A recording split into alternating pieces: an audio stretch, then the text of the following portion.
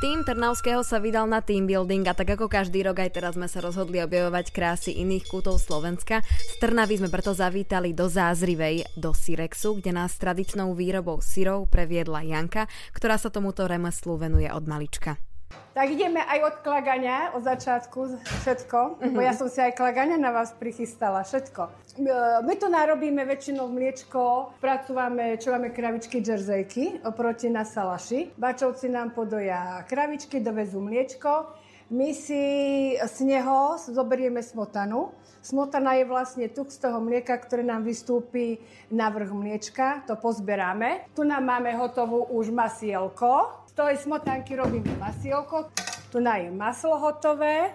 A keď sa spraví masielko, vlastne to sa teraz už musí v studenej vode popremývať, aby ešte tam odtiaľ vyšla tá mliečná bielkovina. A keď nám sa spraví maslo, tak sa urobí maslo a cmar. Cmar je mliečko, také troška menej otučnené, ktoré sa môže piť, ale my ho dávame do kľagania naspäť. Ja som si už dala mliečko hriať. Tu nás sa mi už hreje mliečko.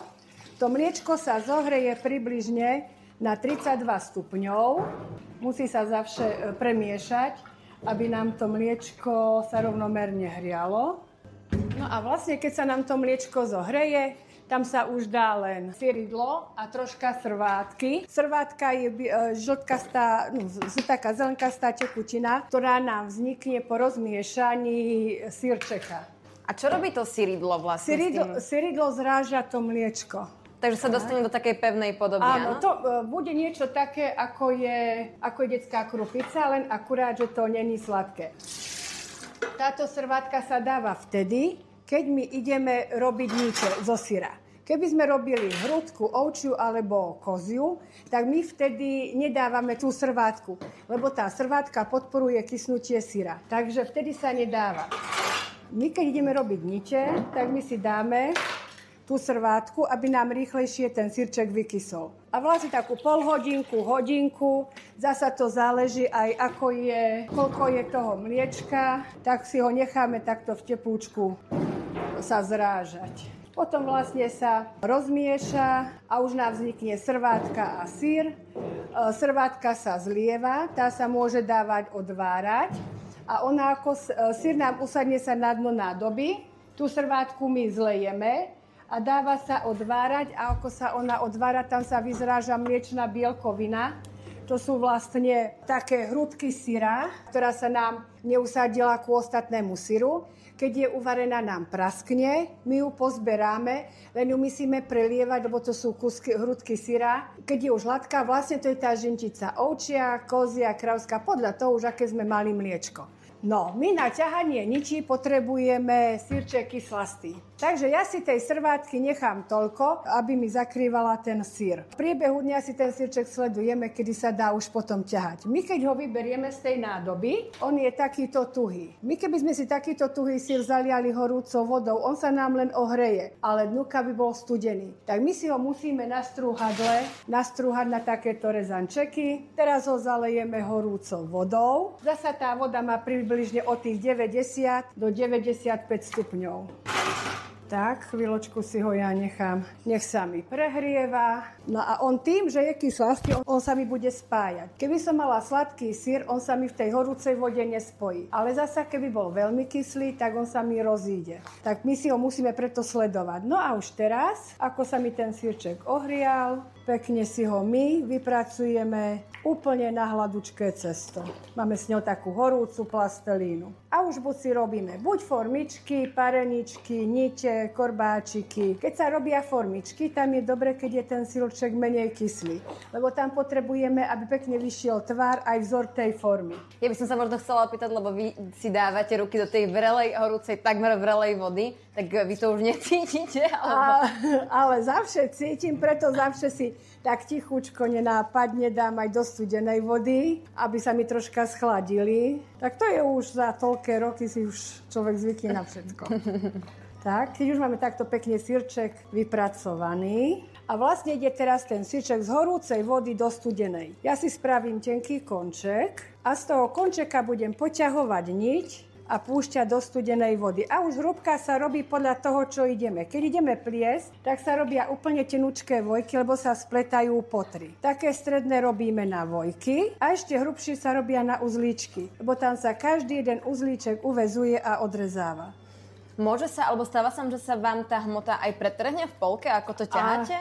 Stáva sa, ale to je vtedy, keď mám zle vypracovaný syr, alebo keď si ho veľmi preparím. Ale to znova, buď si ho nadpojím, alebo len si nechám konček a urobím si druhý a znova poťahujem. To je zasa všetko o kvalite toho syra. Ako si odhadneme tú kyslosť, tak také máme tie nite. Napríklad niekedy sa nám stáva, že sú také tvrdé, také suché. To je zasa tým, že je málo kyslý ten syr. Ale zasa, keď je veľmi kyslý ten syr, tak sú tie výrobky veľmi mäkké. Ale zasa, keď sa ťaháme ovčí syr, tak keď je aj viac kyslý syr, oni sú také suchšie, také tvrdé. Pri kravskom tam, čím je kyslejší syr, sú šťavnatejšie. Myslíte, že sa dá také niečo spraviť v dobrej kvalite aj doma? Dá sa, len to zasa záleží od praxe, od všetkého. Čiže vy si to viete doma spraviť? Robila som doma, áno. Som vyrastala pri kravičkách, tak nedávno som mala doposiaľ kravičku, len teraz, keď mi rodičia ochoreli, tak už som kravičku predala, ale není na domáce mliečko. Vlastne tu, na čo máme tieto mliečko, kravičky, tie džerzéky, tie majú to mliečko A2, takže to je také najkvalitnejšie. Tak, teraz máme hotové vojky. Ja som ich namotala na motovidlo, aby boli pekne rovnako dlhé, aj pekne sa nám vystreli. A teraz ja ich dám na chvíľočku aj s motovidlom do slanej vody, do rôsola. To je vlastne studená prevarená voda, len akurát sa tam močí sol. Tam sa vlastne ten rôsol nám tie výrobky konzervuje. Lebo keby sme ich nedali do rôsola, tak by nám ten syr ďalej pracoval a tým pádom by sa nám pokazili. Preto, keď sa kupuje ovčí syr čerstvý, on nám vydrží tie 2-3 dni v chlade, lebo je nezasolený. Tieto výrobky tak približne čerstvé 2 týždne a keď sa udenie približne zasa mesiac majú záruku. No a teraz máme zasa takú mierku na pareničky, zasa si odrobíme troška syrčeka a tu máme vyfrézovanú drážku.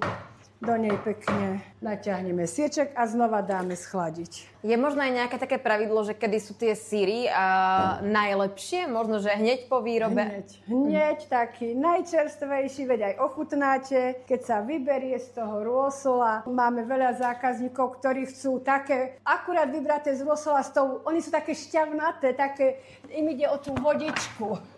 Tak, vtedy si je fakt, lebo už keď sa dá do toho sáčka, už to prejde takým igelitom a už to není také dobré.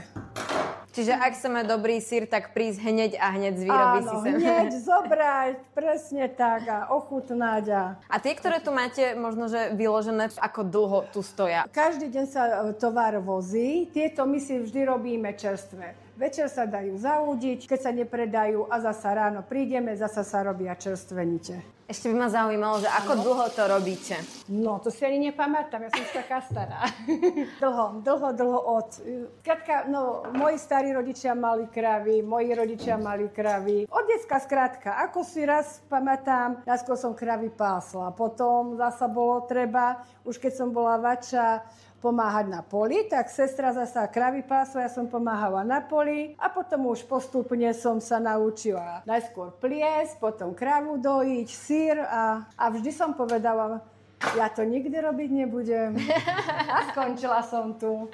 Ale ako neviem si predstaviť inú robotu, že by som toto, že prídu detičky ku okienku s prštekom, takto, prosíme si korbáčik, to tam takedy sa mi zdá, že to je viac ako výplata.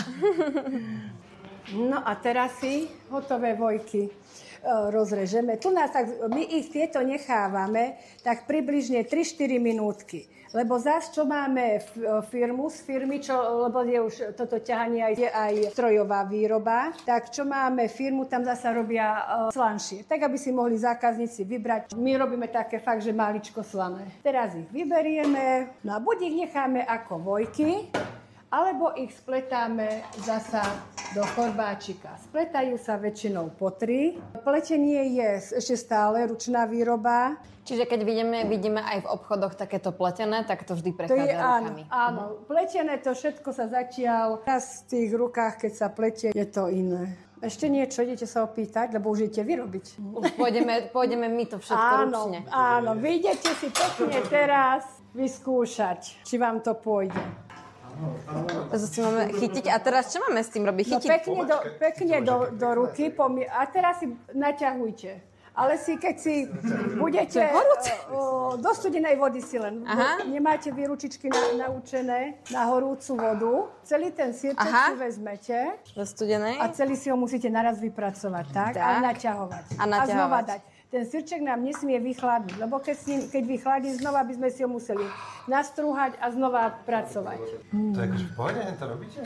No, to sa naučí, toto je vaša myštička. Takže vy aj do studenej vody potom môžete